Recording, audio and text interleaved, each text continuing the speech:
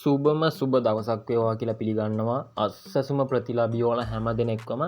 ඉතින් ඔන්න ඔයාලට අදත් වැදගත් වෙන තොරතුරක් තමයි අරගෙන ඇවිල්ලා තියෙන්නේ. ඉතින් ඔයාලා දන්න වැඩි.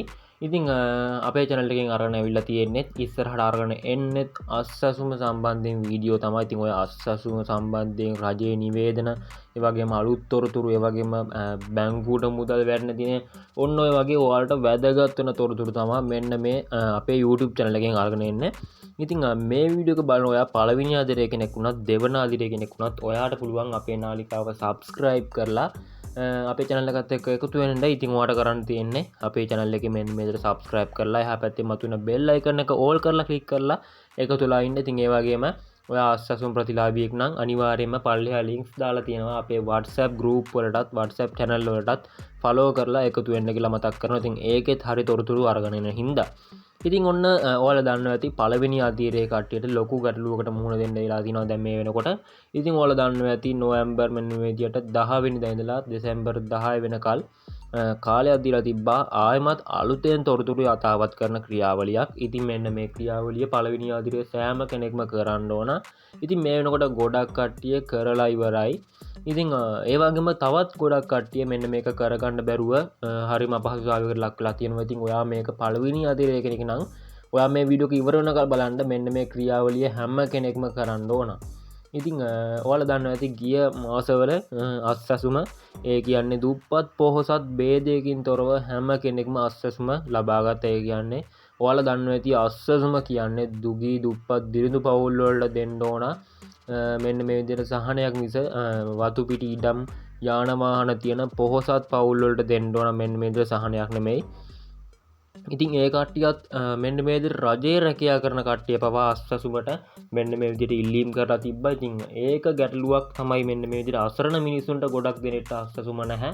ඉතින් මෙන්න මේ ක්‍රියාමාර්ගයේ හින්දා තමයි ඉතින් ඔයාලා දන්න වැඩි ලක්ෂ ගාණක් අස්සසුමට ඉල්ලුම් කරලා තිනවා අභියාචනා. ඒ වගේම මෙන්න මේ විදිහට ලියකිලිවිලි දාලා ඉල්ලලා තියෙනවා. ඉතින් ඒ හැමෝටම අස්සසුම ලැබෙන්නේ නැහැ. ඉතින් අර දුගී දුප්පත් පවුලුත් මෙන්න මේ අතර ඉන්නවා. ඉතින් ඒ කට්ටියට ලොකු අසාධාරණයක් තමයි වෙලා තියෙන්නේ. ඉතින් මෙන්න මේක හින්දා තමයි මෙන්න මේ විදිහට රජයෙන් මෙන්න මේ නිවේදනය නිකුත් කරලා තියෙන්නේ. ඉතින් ඔයා පළවෙනි අධීරය කෙනෙක් නම් ඔයාටත් 2026 වර්ෂේ ඉඳලා ඔයා දැනටමත් අස්සසුම ලබා ගන්න ඕන. 2025 වර්ෂයේ මාස කිහිපයක් එකක් වුණත් ඔයා ලබා ගත්තා නම් ඔයාටත් 2026 වර්ෂයේ ඉඳලා අස්සසුම සමහරක් විට බොහෝ දුරට නැති වෙන්න ඉඩ කඩ තියෙනවා. මොකද කියනවා නම් මෙන්න මේ රජයෙන් නිකුත් කරලා තියෙන ක්‍රියාවලිය ඇත්තටම බොහොම හොඳ ක්‍රියාවලියක්.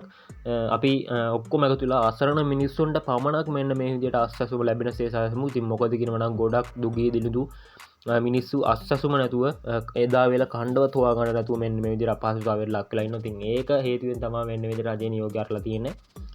ඉතින් ඔයාලත් අනිවාර්යෙන්ම පල්ලෙහා ඩිස්ක්‍රිප්ෂන් එකේ මේ වීඩියෝ එකේ link එක තියෙනවා. ඒ ෆෝම් කොහොමද ඒ ෆෝම් ගැන විස්තර හැමදේම ඉතින් ඒ වීඩියෝ එක පල්ලෙහා links වලින් ගන්න.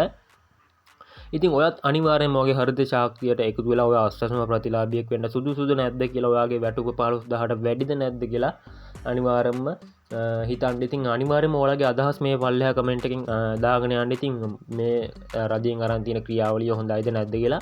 ඉතින් ඒ වගේම තව දෙයක් මතක් කරන්න ඕන මෙන්න මේ ක්‍රියාවලිය කියන්නේ නොවැම්බර් 10 ඉඳලා දෙසැම්බර් 10 දක්වා දුන්නු කාලය දෙසැම්බර් 31 වෙනකල් මෙන්න මේ විදිහට කාල් ගිහිල්ලත් කියලා ඔයාලට මතක් කරනවා. ඔයා තාම පරක්කු නැහැ. ඔයා තාමත් ඒ දේ කරලා නැත්නම් ඔයාට පුළුවන් මෙන්න මේවා අස්සසම කාර්යාලයෙන් අරගෙන එහෙම නැත්නම් ළඟම කොමියුනිකේෂන් එකකින් අරගෙන මගේ වීඩියෝස් දාලා තිනවා පල්ලෙහා link එකේ අපේ channel එකේ දාලා තිනවා. ඉතින් ඒවා පිළිබඳව ඔයාට පුළුවන් පල්ලෙහා links වලින් ගිහිල්ලා දැනගන්න. ඒ දේවල් හරියටම කරගන්න. ඉතින් අනිවාර්යයෙන්ම සුබ දවසක් කියලා කියනවා.